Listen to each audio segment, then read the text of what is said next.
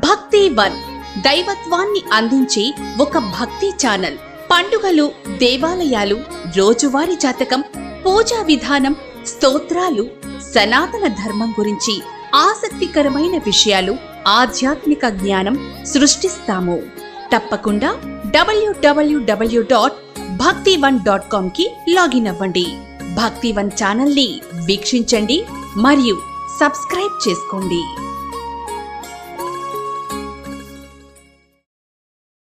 సరే, ఇంకొక సమస్య ఏంటంటే చాలామందికి తల తిరుగుతూ ఉంటుంది, అనుకోకుండా తల ఇసిరేస్తుండడం, వర్టిగో అన్న పేరు కూడా ఉంది దీనికి ఎట్లాంటి చిట్కాలు ఇస్తారు మీరు? ఆయుర్వేదంలో దీనికి ఎట్లాంటి చికిత్స ఉంది?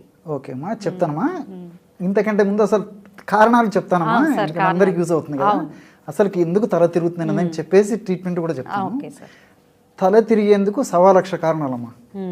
అంటే ఉదాహరణకి మెదడులో ఏదైనా సమస్య వచ్చినా తల తిరుగుతూ వస్తుంది. అదేవిధంగా నెక్ అంటే మెడ దగ్గర ఏదైనా సమస్య ఉన్నా తల తిరుగుతుంది.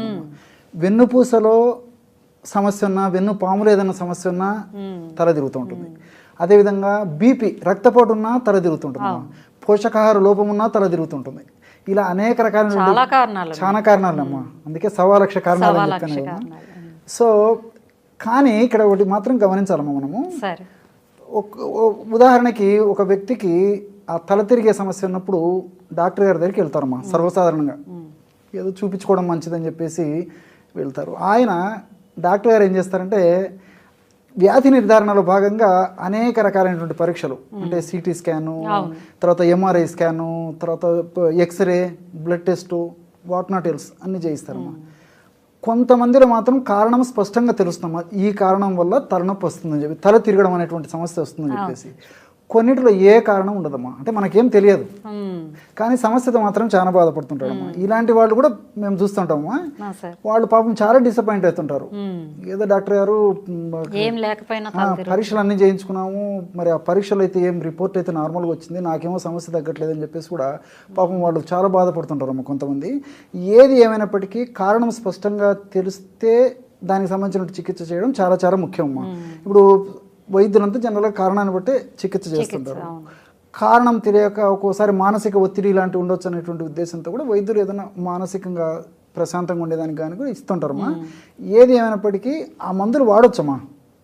వాటికైతే నేను వ్యతిరేకం కాదు, వాడకూడదని చెప్పట్లేదమ్మా. ఇంగ్లీష్ మందులు వాడుతూ ఇప్పుడు నేను చెప్పినటువంటి మెడిసిన్ వాడడం వల్ల వాటి బెనిఫిట్స్ పెంచుతుంది.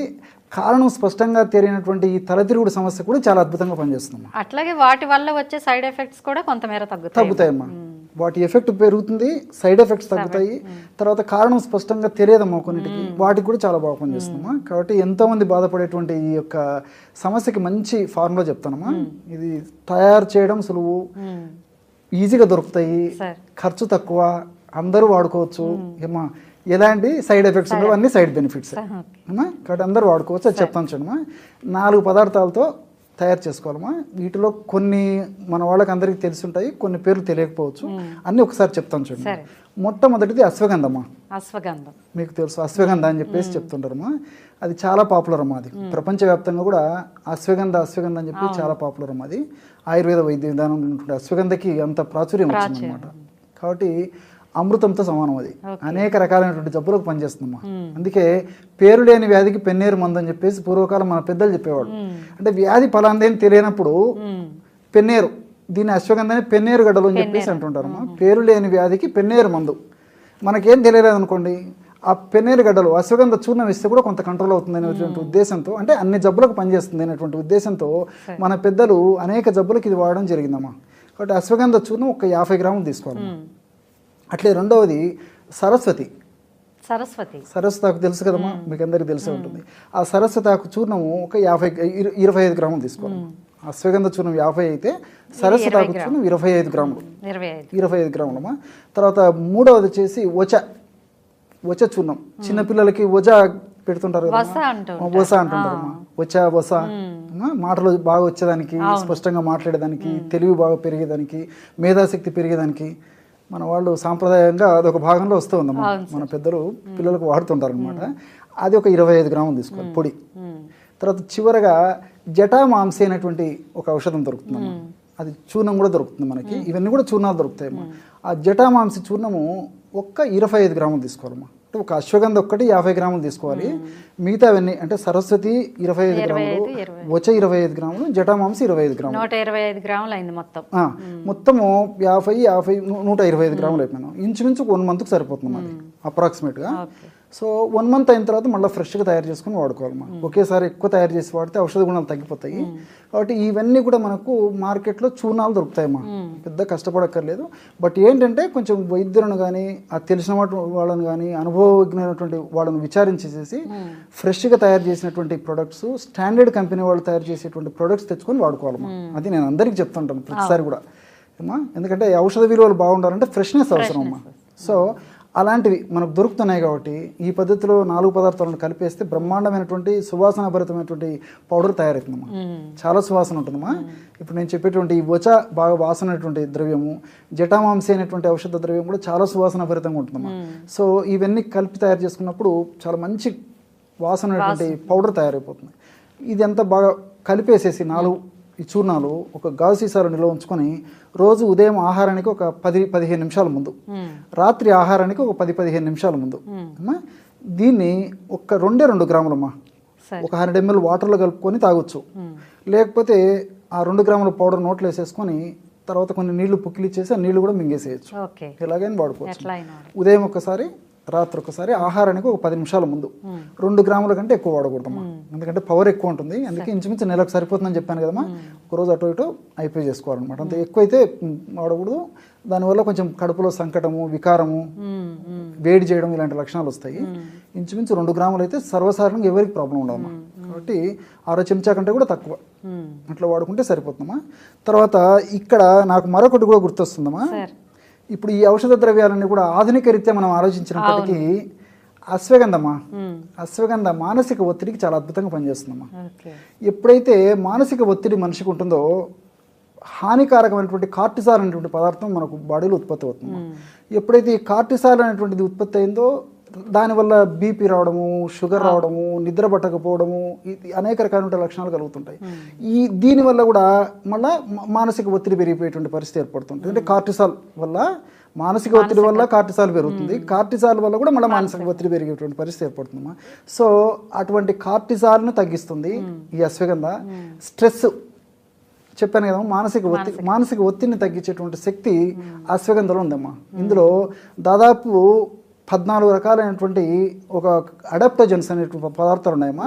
ఇవన్నీ కూడా మానసిక ఒత్తిడిని తగ్గిస్తాయి. అదేవిధంగా ఈ కార్టిసాల్ లెవెల్స్ని కూడా తగ్గిస్తాయమ్మా. ఈ కార్టిసాల్ చెప్పాను కదమ్మా, బాడీకి హాని చేసేటువంటి పదార్థం అని చెప్పేసి తగ్గిస్తాయమ్మా. అండ్ రెండవది ఏంటంటే ఈ అశ్వగంధం అనేటువంటి మరొక గుణము మనకు దేహంలో శక్తి, ప్రతి కణం నుంచి శక్తి రావాలంటే కణంలో మైటోకాండ్రియా అనేవి ఉంటాయమ్మా. ఆ మైటోకాండ్రియాని ఉత్తేజపరుస్తుందమ్మా అశ్వగంధ. సో మనిషికి ఏమవుతుందంటే మనిషికి చాలా యాక్టివ్గా ఉంటుంది. సో రెండోది ఏమంటే మానసికమైన భరోసా కూడా కలుగుతుందమ్మా. ఇదేం చేస్తుంది, నాకు ఈ తల తిరగడము ఖచ్చితంగా నాకు తగ్గిపోతున్నటువంటి ఇది అశ్వగంధ కలిగిస్తుంది అనమాట. అంటే కణాల్లో ఆ శక్తిని కలగజేసేసి మైటోకాండ్రియాని స్టిమ్యులేట్ చేసేసి ఆ శక్తిని కలగజేయడం వల్ల ఆ శక్తి ప్రభావం చేత మనోవేదనకు గురి అయ్యేటువంటి వాళ్ళు కూడా మానసిక ధైర్యాన్ని కూడా పరోక్షంగా ఇచ్చేదానికి ఈ యొక్క అశ్వగంధ ఉపయోగపడుతుందమ్మా. ఇట్లా రకరకాలుగా ఈ అశ్వగంధ ఉపయోగపడుతుందమ్మా. అదేవిధంగా ఇప్పుడు ఈ సరస్వతి ఆకులో కూడా విపరీతమైన అనేక రకాలైనటువంటి ఔషధ గుణాలు ఉన్నాయమ్మా. కెమికల్స్, అనేక రకాలైనటువంటి కెమికల్స్ ఉన్నాయి. ఈ సరస్వతి ఆకులో ఉన్నటువంటి కొన్ని కెమికల్స్ లివర్లో కొన్ని రకాలైనటువంటి ఎంజైమ్స్ యొక్క ఉత్పత్తిని పెంచుతాయమ్మా. లివర్లో కొన్ని రకాలైన ఎంజైమ్స్, గ్లూటాథియోనిన్, తర్వాత ఎస్ఓడి అంటే సూపర్ ఆక్సైడ్ డిస్మిటోజు, ఇలాంటి ఎంజైమ్స్ ఉత్పత్తిని పెంచుతాయమ్మా. ఎప్పుడైతే ఈ గ్లూటాథియోన్, రిడక్టోజు, సూపర్ ఆక్సైడ్, డిస్మిటోజు ఇలాంటి ఎంజైమ్స్ పెరిగిపోతాయో ఇవి మెదడుకు వెళ్ళేసేసి మెదడులో హానికారకమైనటువంటి అంశాలను నిర్వీర్యం చేసేస్తాయమ్మా. అంటే సెల్ని క్లియర్ చేసేస్తాయి. సో సెల్ని క్లియర్ చేసేస్తాయి, సెల్లును బాగా కాపాడుతాయి. అంటే మెదడులో ఉన్నటువంటి కణాలను రక్షించేదానికి కూడా ఉపయోగపడతాయి. ఆ కణాల వల్ల ఉత్పత్తి అయ్యేటువంటి చెడు పదార్థాన్ని కూడా తొలగించేటువంటి శక్తి ఈ యొక్క సరస్వతి ఆకులు ఉన్నటువంటి ఈ పదార్థాల వల్ల కలుగుతుందమ్మా. కాబట్టి లివర్లో ఈ యొక్క ఎంజైమ్స్ యాక్టివేట్ అవుతాయి. ఈ ఎంజైమ్స్ ఎప్పుడైతే యాక్టివేట్ అయ్యాయో దీని యొక్క ప్రభావం బ్రెయిన్లో పడేసి బ్రెయిన్లో ఆ చెడు పదార్థం తొలగిస్తుంది. కాబట్టి ఇప్పుడు నేను చెప్పాను కదమ్మా ఇంతకుముందే కొన్ని కారణాలు స్పష్టంగా చెప్పలేమని చెప్పేసి మనకు పరీక్షలు తెలియవి. కానీ సమస్య ఉంటుంది. సో మెదడులో ఇలాంటి హానికారకమైనటువంటి పదార్థాల ఉత్పత్తిని తగ్గించేసేసి ఆ పదార్థాల యొక్క శక్తిని కూడా నిర్వీర్యం చేసేటువంటి శక్తి ఈ యొక్క సరస్వతిలో ఉందమ్మా. మూడవది వచ్చేసి వచలో కూడా అనేక రకాలైనటువంటి కెమికల్స్ ఈ మెదడులో సంబంధించినటువంటి వివిధ రకాలైనటువంటి హానికారకమైనటువంటి అంశాలను నిర్వీర్యం చేయడమే కాకుండా మంచి బ్లడ్ సర్క్యులేషన్ ఇచ్చేసి బ్రెయిన్కి మంచి పోషణ ఇచ్చేటువంటి పరిస్థితుల్లో వజ పనిచేస్తున్నాము. అట్లే జటామాంసిలో నార్డోస్టాకిన్, అదేవిధంగా జటామాంసిన్, ఓరటైల్ ప్రిన్సిపల్స్, ఇలా అనేక రకాలైనటువంటి కెమికల్స్ ఉన్నాయమ్మా. ఇవన్నీ కూడా ఈ బ్రెయిన్లో సెల్స్ను కాపాడుతాయమ్మా. అంటే కణాలు డ్యామేజ్ కాకుండా బ్రెయిన్లో ఆ కణాలను కాపాడుతాయి, మానసిక ఒత్తిడి తగ్గిస్తాయి, కామింగ్ ఎఫెక్ట్ ఇస్తాయి. వీటన్నిటికి తోడు సహజమైనటువంటి ప్రశాంతమైనటువంటి టయానికి ఎటువంటి ఒత్తిడి లేకుండా మంచి నిద్ర పట్టేదానికి కూడా ఈ జటామాంసి ఉపయోగపడుతుందమ్మా. అందుకే ఇప్పుడు మనం సపోజ్ ఆధునిక కృత్రిమ రసాయన ఔషధాలు ఏదైనా నిద్రకు ఏదైనా వాడితే అవి అలవాటు పడిపోవడము, దానివల్ల సైడ్ ఎఫెక్ట్స్ రావడము ఇలా జరుగుతుందమ్మా. ఈ జటామాంసి వల్ల అటువంటిదే ఉండదమ్మా. సైడ్ ఎఫెక్ట్స్ అన్ని సైడ్ బెనిఫిట్స్ ఉంటాయి.